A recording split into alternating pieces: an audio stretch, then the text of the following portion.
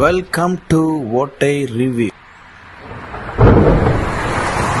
இன்னைக்கு ஒரு தமிழ் படத்தை பத்தி தாங்க பார்க்க போறோம். படத்தோட பெயர் மெட்ராஸ் மேட்னி. இந்த படம் 2025 ரிலீஸ் ஆயிருக்கு. படத்தோட காஸ்டிங் காளி வெங்கட், சத்யராஜ், ரோஷினி ஹரிப்ரியன், ஷெல்லி கிஷோர், ஜார்ஜ் மரியான், ஸோ இந்த மாதிரி நிறைய ஆக்டர்ஸ் நடிச்சிருக்காங்க. லீட் ரோல்ல நம்ம காளி வெங்கட் பண்ணியிருப்பாருங்க. முழுக்க இது ஒரு ஃபேமிலி சப்ஜெக்ட் படம்.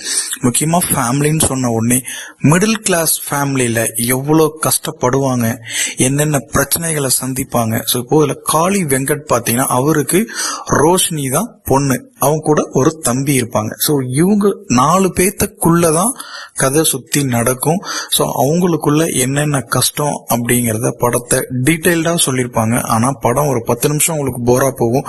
அதுக்கப்புறம் 90s கிட்ஸ் எல்லாமே இந்த படத்துக்குள்ளேயே நம்ம இந்த கேரக்டர் பண்ணிருக்க கூடாதா, நம்ம இந்த கேரக்டரா இருந்தா என்ன ஆகும், நம்ம அப்பா எவ்வளவு கஷ்டப்பட்டிருப்பாங்க, நம்ம அம்மா எவ்வளவு கஷ்டப்பட்டிருப்பாங்க அப்படின்னு உங்களையே திங்க் பண்ண வைக்கும். ஏன்னா எனக்கு அப்படி தோணுச்சு, அதனால சொல்றேன். ஸோ ஒரு சில பேருக்கு இந்த படம் பிடிக்காமலும் போகலாம். கண்டிப்பா 90s கிட்ஸுக்கு இந்த படம் பிடிக்கும்னு நினைக்கிறேன். படம் வந்துட்டு சன் NXT அவைலபிளா இருக்கு. ஸோ எல்லாருமே பார்த்து என்ஜாய் பண்ணுங்க. தேங்க்யூ.